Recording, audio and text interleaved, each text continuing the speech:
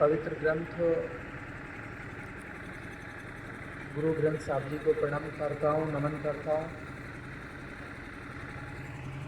आदरणीय ज्ञानी जी हम सबको गुरु जी के विषय में, इतिहास के विषय में, भारत के लिए जो किया, हमारे और आपके लिए जो उन्होंने किया, सबके विषय में समझा रहे थे।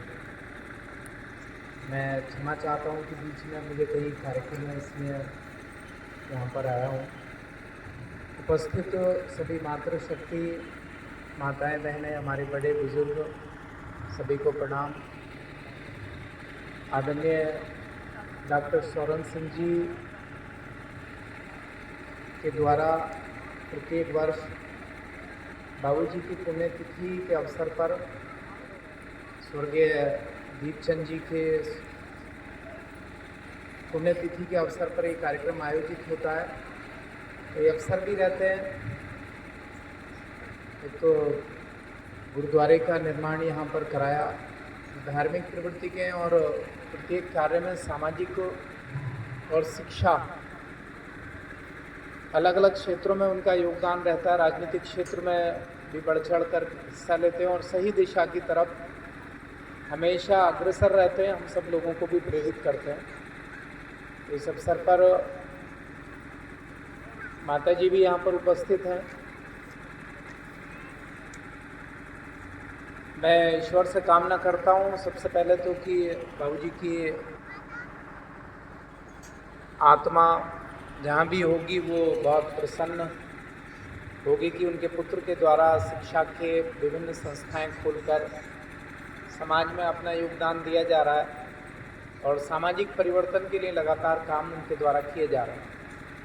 तो इस आयोजन में अलग अलग क्षेत्रों से, गांव से हमारे संत भी उपस्थित रहते हैं। अन्य पुण्य आत्माएं भी उपस्थित होती हैं, इस पवित्र भूमि को और पवित्र करती है। तो आदरणीय गुरु जी भी पीछे बैठे हुए हैं। देखिए, गुरुओं का इतिहास अपने पूरे भारत के लिए, अपने देश के लिए, हम सब के लिए, हिंदुत्व के लिए, जो उन पर अत्याचार किए मुगलों द्वारा, और पूरा परिवार का परिवार, गुरु गोविंद सिंह जी के तो जो छोटे छोटे पुत्र थे उनका बलिदान, और उन माताओं को कई बार ऐसा मन में विचार आता है कि कितनी पवित्र आत्माएं वो होंगी जो अपने पुत्रों का बलिदान कर दिया, छोटे छोटे को देश के लिए न्यौछावर कर दिया। और वो बच्चे भी जो 6-7 साल, 8 साल, 9 साल की उम्र में हंसते हंसते अपने देश के लिए दीवारों में चिन गए और धर्म परिवर्तन नहीं किया, अपने विचार के लिए अडिग रहे।